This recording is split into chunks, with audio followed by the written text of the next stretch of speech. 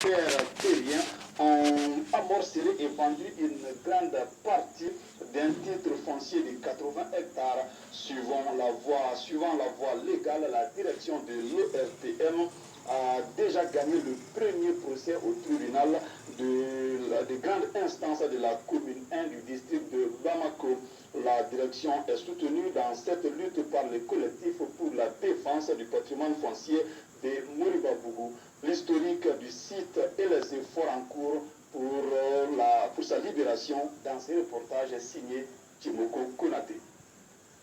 Nous sommes sur un site à Moribabougou, un titre foncier revenant de plein droit à l'ORTM, l'Office de radio-télévision du Mali. Ce titre créé en 1949 s'étend sur une superficie de 80 hectares. À partir du ravin qui sépare Bourkassoumbougou de Soulouane-Bougou jusqu'au kilomètre 7, ce qu'on appelait avant le bar de Samanungruni. C'est sur une partie de ce site qu'a travaillé pendant des décennies le lieutenant Antanella, l'Union des radios et télévisions nationales d'Afrique. C'est là pour les besoins de téléphonie sans fil dans le cadre d'une convention avec le gouvernement malien. La convention dit que le lieutenant peut mettre en valeur les terrains dont il a seulement l'usufruit. Ça, il ne peut pas le vendre. Et effectivement, en 2007, quand le lieutenant a arrêté ses activités au Mali, il a écrit à l'État malien pour lui rétrocéder le terrain, les équipements qui sont sur le terrain et l'activité qui était prévue par le lieutenant qu'il souhaite que l'ORTM continue, afin que le lieutenant a demandé à ce que le terrain soit mis à la disposition de l'ORTM. Parce que à la fin de ces activités, le lieutenant avait prévu de créer sur le site ce qu'on appelle le Centre des archives audiovisuelles africaines. Aujourd'hui, le site est victime de toutes sortes d'accaparements. Certains citoyens, se réclamant propriétaires terriens, ont morcelé et vendu une grande partie à de nombreux particuliers. Venir parler aujourd'hui de droits coutumiers, non pas sur l'ensemble du TF, mais sur juste 2 hectares des 80 hectares, cela relève vraiment d'une alchimie que nous ne pouvons pas comprendre.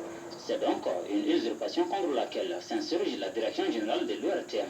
Elle est soutenue dans ce combat par le collectif pour la défense du patrimoine foncier de Moribabougou droit. En tant qu'organisation de la société civile, l'ORTM est un bien public à nous tous.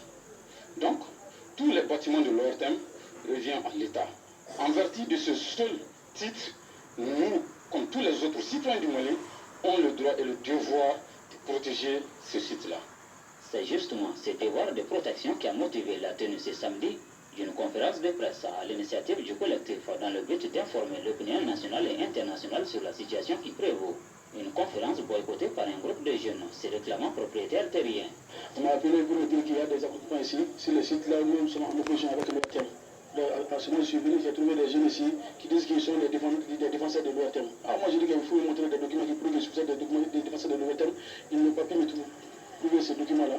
Donc nous aussi on a dit qu'ils ne vont pas faire d'occupants ici. Donc de dégager sur le terrain. Le collectif qui ne voulait pas céder à la pression mène alors une lutte implacable contre les adversaires. À la grande surprise de ses membres se battant corps et âme, des éléments du commissariat de police du 12e arrondissement se sont rendus sur le lieu. C'est à la demande d'un nommé Samba Damélé, se faisant passer pour le président du conseil communal de la jeunesse de Ngabakoro droit. Le jeune Damélé dit avoir téléphoné au commissaire pour dénoncer ce qu'il appelle trouble à l'ordre public. Oui, parce qu'il y a des jeunes qui ont dit que ces gens ne sont pas légaux.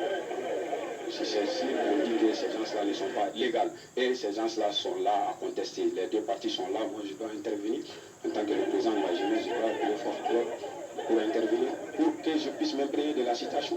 Le 12e arrondissement était là juste pour nous arrêter dans notre élan. Ils étaient là pour nous amener parce qu'ils sont en complicité avec ces délinquants fonciers-là. Ça, c'est ça nul doute. Donc on a fait appel au commissariat de Moribabougou aussi, qui ici relève de Moribabougou et non du 12e arrondissement. En réalité, territorialement, ça ne relève pas du 12e arrondissement. On se pose la question pourquoi le 12e arrondissement vient. Mais selon nos informations et les investigations continues, il y a certains éléments du 12e arrondissement qui détiennent des lots ici. Donc dès que nous aurons toutes les preuves nécessaires, on va étaler ça au grand jour. Mais ça ne passera pas. Témoignage d'une détermination sans faille du collectif pour la défense du patrimoine foncier de Moribabougou droit à soutenir l'ORTM dans ses combats jusqu'au bout.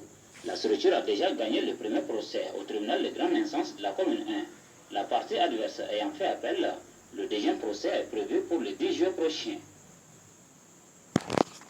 Sur un autre plan, notre pays, le Mali, fait face à